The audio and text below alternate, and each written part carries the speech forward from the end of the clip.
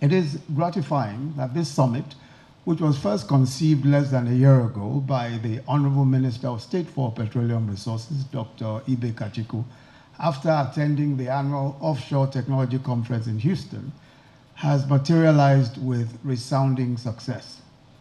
I had the privilege of unveiling the logo of this summit, as the Permanent Secretary has mentioned, during the extraordinary session of the African Petroleum Producers Organization, APPO, here in Abuja last July.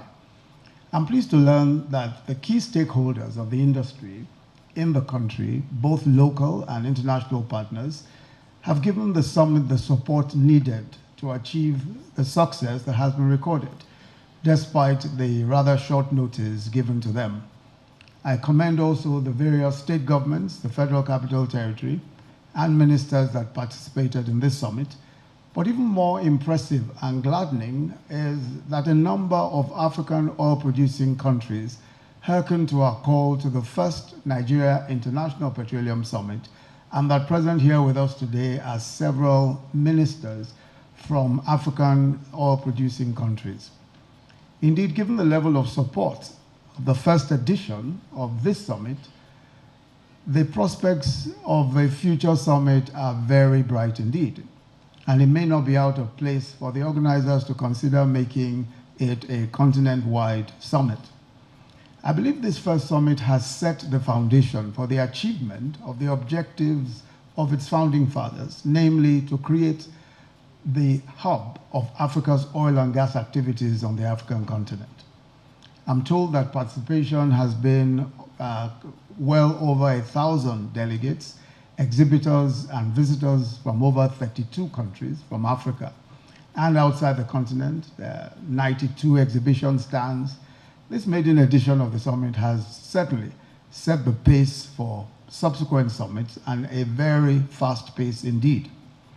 The summit is unique in the sense that provision was also made for special technical workshops for students of junior and secondary and senior secondary schools, as well as universities, at no cost, I'm told, to the participants. And I hope that the organizers will sustain this practice, which will kindle the interest of students in the oil and gas industry. Honorable Ministers, Your Excellencies, it is clear that Africa must increasingly look within for solutions to resolve the challenges that impede the growth of industry, of commerce, and of economic growth generally. In addition, the increasing number of African countries joining the League of Oil and Gas Producing States calls for greater cooperation amongst the old and the new in the industry.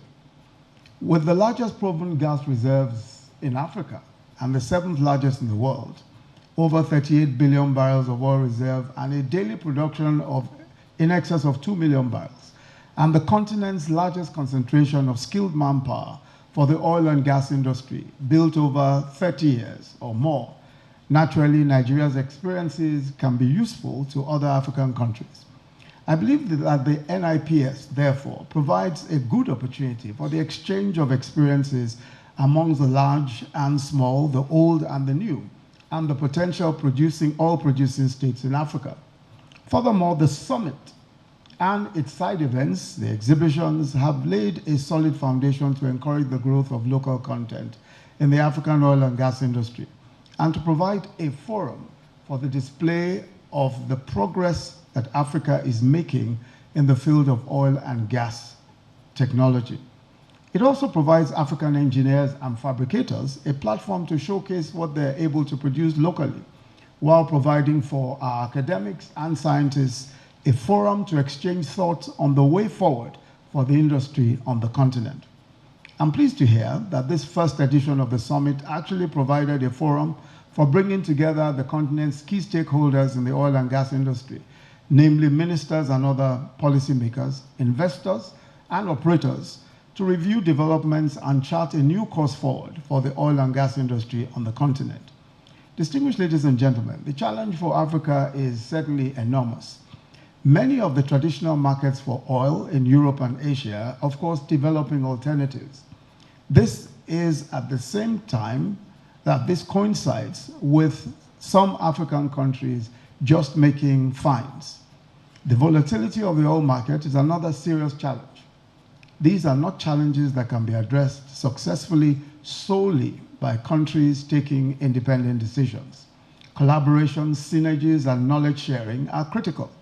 For us in Africa, we have to work hard to make the best of our God-given resources before it's too late. Together, we can surmount our hurdles faster than if we try to do so individually. I should like to assure our oil and gas operators of the federal government of Nigeria's commitment to creating the enabling environment for the industry to achieve its destiny in Africa.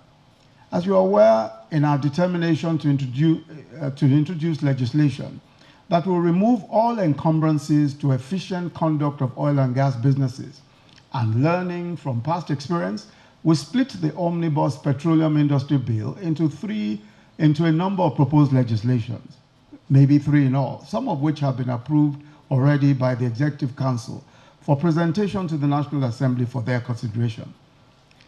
And we believe that this will be done speedily, and already we're seeing signs that a lot of work has been done by the National Assembly. I should like to end with a word of appreciation to the Honorable Minister of State for Petroleum Resources, the dynamic and able Emmanuel Ibe-Kachiku, and his team.